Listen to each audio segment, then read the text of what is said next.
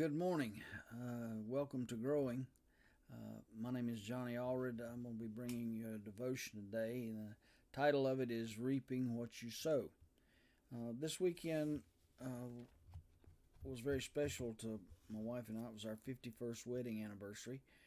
We took a trip to the mountains and rode up through the back roads when we were traveling, and I just happened to glance over and wasn't paying any close attention. Then I started the biggest cornfield I've ever seen. It was beautiful. The ears, the stalks were 7 feet tall and full of ears of corn and green, ready for harvest. And I thought to myself, I said, this is some of the best looking corn I've ever seen. And the, this farmer knows his business. He knows how to grow corn, and he's going to reap the harvest of the corn. Becky and I got to talking, and I thought about what America has sown over the years, and are we reaping what we sowed from prior times, and are we partaking of the fruit of our labor? I use abortion on demand and birth canal abortion as an example, removing God from everything, including schools and churches. They're trying to, they tried to keep us from getting together after the COVID-19. So, it's just the one thing that's really weighed on my mind heavily is the murdering of innocent children. We're seeing that more and more. A young child playing out in the yard, somebody rides by and shoots her. I mean, it just, are we reaping what we're sown? Well, the parable in Matthew 13 explains it, but that's not where I'm going today. I'm going to Galatians chapter 6. I'm going to be reading from verses 7 through 10. I'll go ahead and do that. Be not deceived, God is not mocked, for whatsoever a man soweth, that so shall he reap. For that he that soweth to his flesh shall of the flesh reap corruption, but he that soweth to the Spirit shall of the Spirit reap life everlasting. And let us not be weary in well doing, because for in due season we shall reap, if we faint not. As we have therefore opportunity, let us do good unto all men, especially unto them who are the house of faith.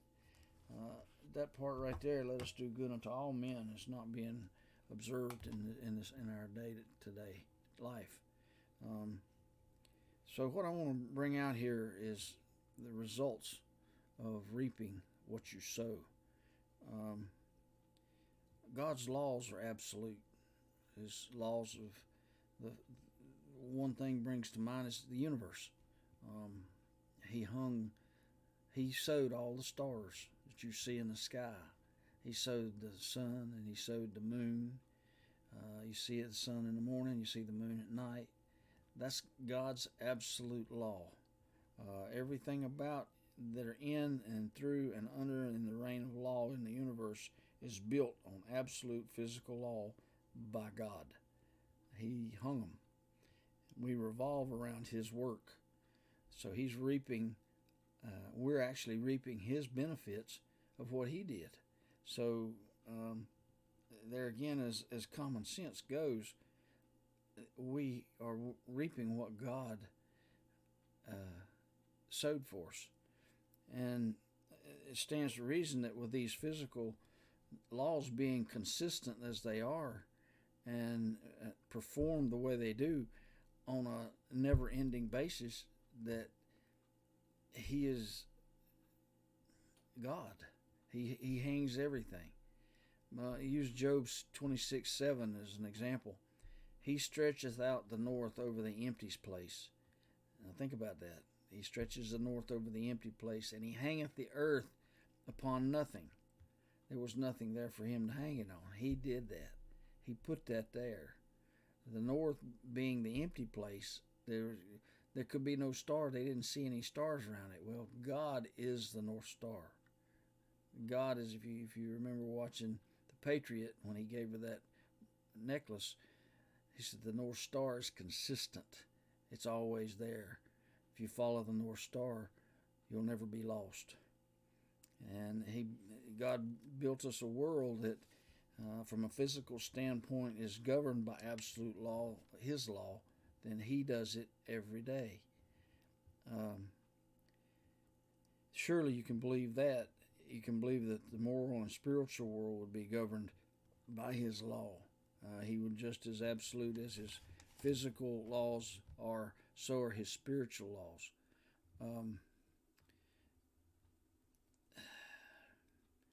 he would be, if it weren't so, He would be a total inconsistent being, and that's impossible because we see, just as I said, we see the absolute consistency of His character in His physical world alone of what He has sown, we're reaping.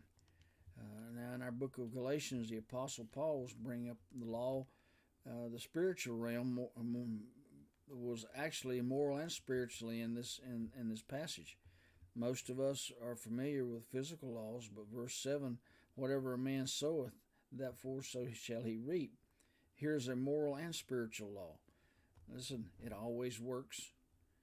When you sow something, you're going to reap the benefits or the destruction. It is never bypassed. You can't avoid it. It's never avoided, and it's unchangeable. God is always consistent with Himself and His Word. So if we pay attention to this and we sow good seed, we're going to get good results. Proverbs 131, therefore shall they eat of the fruit of their own way. Another is Hosea 8:7, for they have sown the wind. I like this one. They reap the whirlwind. Also chapter 10, verse 12 of Hosea, sow to yourselves in righteousness, reap in mercy. You sow righteousness, God's going to give you mercy. Verse 13, you have plowed wickedness, you have reaped iniquity, you have eaten the fruit of lies. All of them, same beginning, same end. Classic example is Haman in the Bible, who built a gallows to hang Mordecai on and wound up being hanged himself on his own gallows. That is what he did to Mordecai, caused him to reap the hanging of himself on the gallows. If you read it, you'll understand. We have heard from God's word, and what says, be not deceived, God is not mocked. This day and time, there's a lot of deception and deceiving going on. People are believing and following the deception. This shows that the law of God is presented in four basic ways through these passages.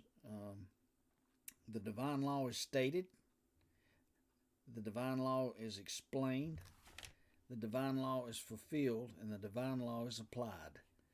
Just like the farmer at the beginning, he knew his business with corn, and he knew that he would reap the benefits if he followed through what he's supposed to do, and he had. So it shows, and I'm saying to you, do not continue to be deceived through false teachers or prophets or whatever you want to say about God's laws. You cannot get by with trying to deceive or mock God. You can't get by. You might say, well, I may be wrong, but God will understand. Of course God will understand. He knows you. He made you. But remember what I said. You're going to reap the destruction or the benefits. You're not going to change His law. What He says, just because you believe it, doesn't make it so. All right, take gravity. I don't believe in gravity, so I'm going to go up here and jump off this building. You jump off the building, when you hit the ground, you're going to believe in gravity. It's the same thing with God's law. I want to finish with Naomi in Ruth, verses 1:18 through 22. And I'm just going to read thoughts on it. As Naomi looked at the shambles of her life, she could see only a barren field of sorrow. Yet she clung to the roots of hope. Even though my sons and husband are gone, I may yet see the fruitfulness in my life. But God had not abandoned her. He has not abandoned us. We just got to get our eyes back on Him. But Naomi reaped a rich, unexpected yield of love through her daughter-in-law Ruth, who committed to stay with her even until the way to death. And Naomi placed her faith in the Lord, and He provided for her. Thank you. Have a blessed day.